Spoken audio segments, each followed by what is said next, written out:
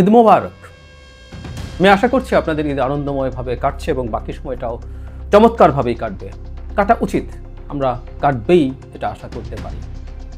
আপাকে ছাড়া প্রথম ঈদ, ভালো কাটা ছাড়া তো আসলে কোনো উপায় নেই।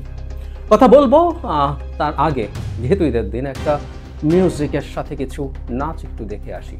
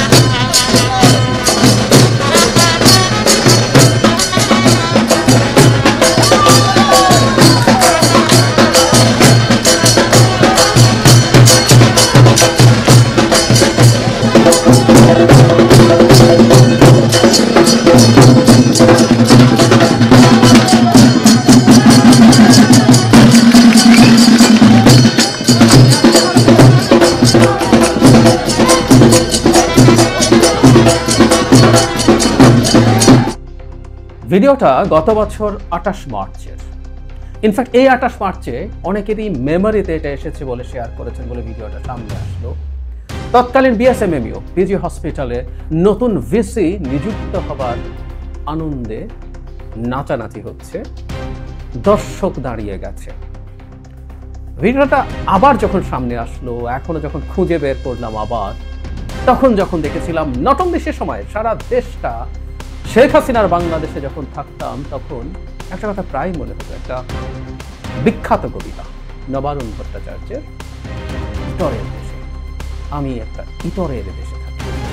উনি অনেক এক্সটেন্সিভ আলোচনায় যাননি, অল্প কিছু ইস্যু নিয়ে কবিতাটা লিখেছেন, কিন্তু এই বাক্যটা প্রতিনিয়ত কানে বাজত।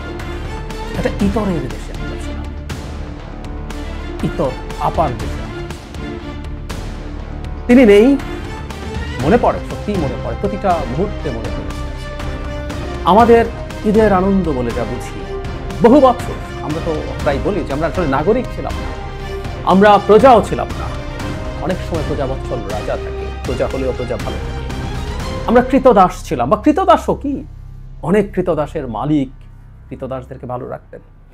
আমরা এমন কৃতদাস ছিলাম যাদের ওপরে তাদের মালিক ক্রমাগত বিভৎস অত্যাচার করে গেছেন। সেই কারণেই আমারও আজ সকাল থেকেই আফার কথা মনে পড়েছে। শেখ হাসিনা বাংলাদেশটাকে যে জায়গায় নিয়ে গেছেন, সেই জায়গাটা থেকে মুক্ত হয়েছে। আমাদের সংকট আছে, আমরা এর মধ্যেই নানা রকম ডিবেটে জড়িয়ে পড়েছি, আমরা সরকারের নানান পদক্ষেপে খুশি না। আমাদের সত্যিকার অর্থে সমালোচনার জায়গাও আছে, এবং আমরা একজন একজনকে নানাভাবে চিত্রায়িত করার চেষ্টা করছি, ট্যাগ করার চেষ্টা করছি, ট্যাগ করে আমরা নানান কিছু বলে শত্রু বাড়িয়ে ফেলার চেষ্টা করছি। খুব বেশি প্রত্যাশিত না, কিন্তু তারপরও এগুলো ঘটছে। কিন্তু সবকিছুর পরও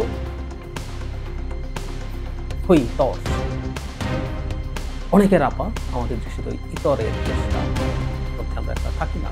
নবারুণ ইনফ্যাক্ট কোনো ব্যক্তিকে ইন্ডিকেট করে কথাটা, কবিতাটা লেখেন দিয়ে ওখানে সিস্টেম স্টেট কীভাবে আছে তার মধ্যে তার এক্সপেকটেশনের বাইরের ঘটনাগুলোকে তিনি ইতরের দেশ। কিন্তু আমরা আক্ষরিক অর্থেই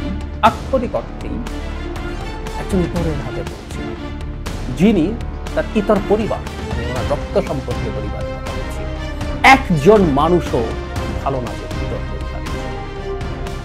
যে সদস্যটা ব্রিটেনে থেকেছে, বড় হয়েছে, সেখানে রাজনীতি করেছে, এমপি হয়েছে, জুনিয়র মন্ত্রী হয়েছে, সে ইতরের থেকে গিয়েছিল। তো সেই ইতরের দেশে আমরা ছিলাম। অনেক কথা মনে পড়ছে, অনেক কথা মনে পড়ে। সেই ইতরের সময়ও আমরা দেশে আনন্দ হয়নি তা না, হয়েছে, চেষ্টা করেছে মানুষ। কিন্তু তারপরও এরকম একটা সরকার যখন ক্ষমতায় থাকে তখন প্রত্যেককে কোথাও না কোথাও কোনো না কোনোভাবে তার টোল দিতেই হয়, এটা অনিবার্য। আমি যারা পলিটিক্যালি অ্যাক্টিভ ছিল তাদের সংকটের কথা বলছি না, যারা মত প্রকাশ করতে গিয়ে বিপদে পড়েছে, যারা সবসময় বিরুদ্ধে অ্যাক্টিভিজম করেছে তাদের কথা বলছি না, প্রতিটা সাধারণ মানুষ। একটা ছোট উদাহরণ, এই যে এত টাকা লুটপাট হলো, এত দুর্নীতি হলো, এত টাকা পাচার হলো, এই প্রত্যেকটার মাসুল সাধারণ জনগণ। এই যে কল্পরি ইনফ্লেশন হয়েছে, এই যে পণ্য পাওয়া কঠিন হয়ে পড়ছিল দিনের পর দিন, মানুষ বেঁচে থাকতে পারছিল, প্রত্যেকটা তাদের এই বিভৎস দুর্নীতি এবং অপশাসনের কারণে হয়েছিল। আর একটা কথাও খুব জরুরি, আমরা গণতান্ত্রিক বাংলাদেশ চেয়েছিলাম, গণতান্ত্রিক বাংলাদেশের জন্য আমরা এই দেশ স্বাধীন করেছিলাম। ফলে ইভেন সুশাসন সোকল্ড যদি আসে সেটা নেই না, আমরা গণতান্ত্রিক বাংলাদেশ এবং গণতান্ত্রিক বাংলাদেশের মাধ্যমেই আমরা আমাদের কল্যাণ। ফলে আমরা অনেকেই হয়তো দেখেছি, অনেকে হয়তো জেনেছি যে সাধারণ মানুষ তাদের যে সম্পদ, তাদের সম্পদের জন্য তারা অনেক কিছু নিয়তিকেই দায়ী, কিন্তু আমরা খুব ভালো মতো জানি এর জন্য দায়ী ছিল সেই যিনি এই দেশটাকে জাহান্নামে পরিণত করেছে। আজকে আমি জানি না, আমি আগে একদিন বলেছি, দিনের শেষে আমরা মানুষ, আমরা হয়তো চেষ্টা করি, আমাদের ইনবাউন্ড কতগুলো নেগেটিভ ইনস্টিংক্টস আছে, ইড বলি যেগুলোকে আমরা, আমাদের ষড়রিপু, এর মধ্যে এক ধরনের প্রতিশোধ পরায়ণতা কাজ করে মানুষের। আমরা সেগুলোকে ছাপিয়ে ওঠে চেষ্টা করি সেটার বাইরে গিয়ে পরিস্থিতি বুঝতে এবং তাকে ট্রিট করতে। সেই কারণে শেখ হাসিনার জন্য ন্যায় বিচার চাই, তাকে যদি হাতের কাছে পাওয়া যেত তাকে বিচার করার পক্ষে ছিলাম, কোনো আঘাত করার পক্ষে নয়। কিন্তু তারপরও কোথাও একটা ইনবোর্ন ইনস্টিংক্ট আছে। আজকে আমরা আনন্দ করছি, সেই নারী, সেই কষ্টে আছে, কাঁদছেন হয়তো। আজকে তাকে ঘিরে কত কি হবার কথা ছিল, সব আসলের মধ্যমণি। আজ তো রেকর্ডেড ফোন কল চলা ছিল, শুনেছে যে বক্তৃতা করতেন, তার বাড়িতে সবাই যেত, মহারানী হয়ে তিনি মহারানীর মতো থাকতেন, কত কি আমাদেরকে নসিহত করতেন, এটা করে দিয়েছি, সেটা করে দিয়েছি, একটু অ্যাডাল্ট সময়টা করে দিয়েছি। একবার ফেসবুকে একজনই করে দিয়েছি রেফারেন্স দিয়ে লিখেছিলেন,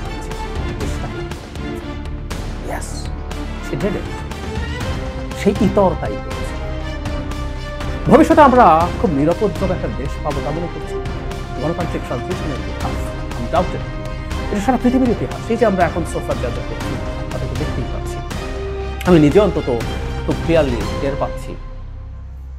আমি অন্তত যেটাকে সঠিক মনে করি সেটা বলতে গিয়ে আমি কিসে পরিণত হয়েছে আমি দেখছি।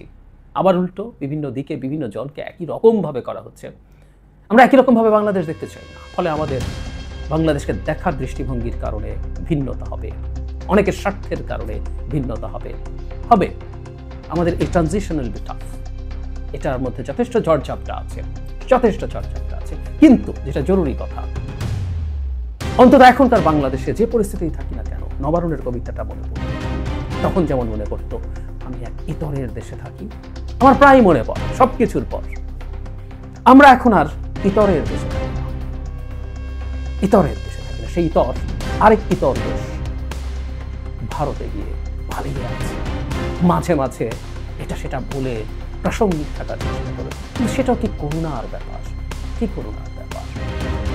যে বলছিলাম ভেতরে কোথাও ইনস্টিংক্ট আছে, তার এই জ্বালা, তার এই হতাশা, তার প্রতি মুহূর্তে মরে যাওয়া, প্রতি মুহূর্তে মারা যাওয়া। আমি বহুবার বলেছি তার মৃত্যুর চাইতে অনেক বড় মৃত্যু এখন হচ্ছে প্রতিদিন। বিশ্বত হুব্রিসের মতো মানুষ তো উনি গড মনে করতে শুরু করেছে, দেখে করুণা ভিক্ষা ওকে তাকে দিয়ে অত্যন্ত তৃতীয় শ্রেণীর লোকজনের ওয়েবিনারে এসে মিথ্যা আলোচনা করতে হচ্ছে। অসাধারণ এবং আমরা এখন আর ইতরের দেশে, বাংলাদেশে আর কোনো ইতর আমরা তৈরি হতে দেব না। এই দেশটা দোষে গুণে মিলে মানুষরা শাসন করবে, ভুল করবে, অন্যায় করবে, প্রয়োজনে আমরা তাকে ভোট দিয়ে পরিবর্তন করব, তারা শুধরে আসলে আবার ক্ষমতায় আসবে। এরকম বাংলাদেশ থেকে আমরা এগিয়ে যেতে চাই। আমরা